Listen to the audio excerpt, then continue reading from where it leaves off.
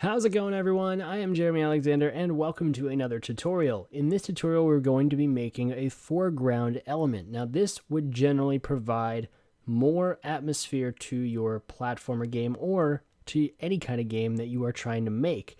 And it's actually a really cool technique. So imagine that you weren't in this kind of pseudo level. Imagine that this was a grass field, or imagine this was something else and you had big trees that you wanted to kind of brush by you as you're walking. I'm sure you've seen it in a lot of video games.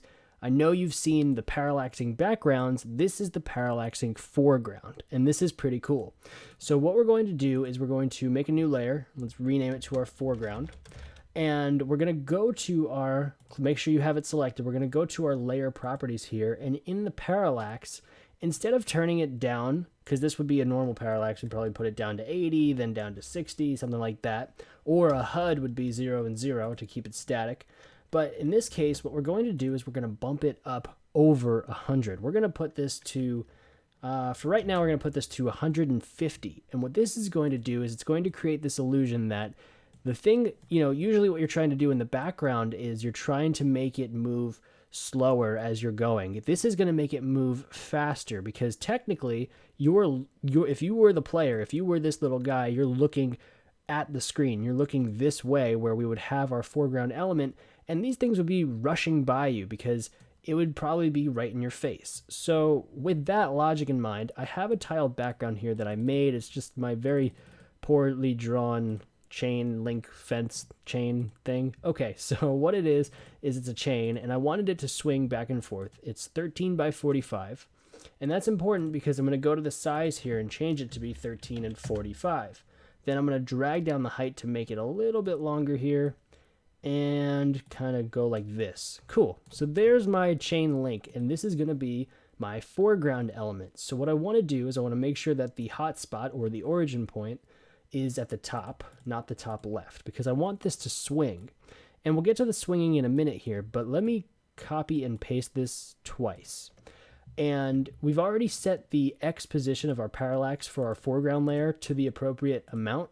So when I hit play here, and if I were to walk, maybe you don't notice it as much, but you can see that these are moving at a different rate of speed than my foreground or my actual platform, my tile map.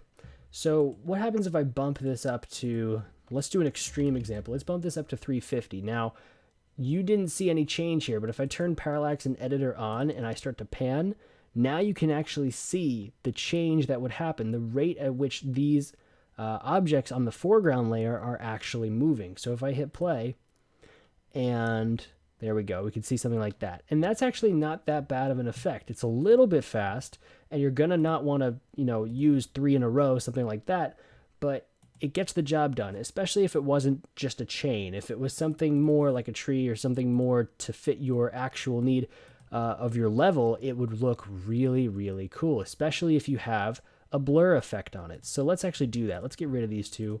Let's add an effect to it. Let's add these blur effects. Let's add blur horizontal and blur vertical. Now this is just an idea to keep in mind that you could be doing something like this, because generally these objects would be blurred. Okay, not that blurred. So let's actually go to these intensities and turn them down. Let's turn this one down to 50. And let's hit play.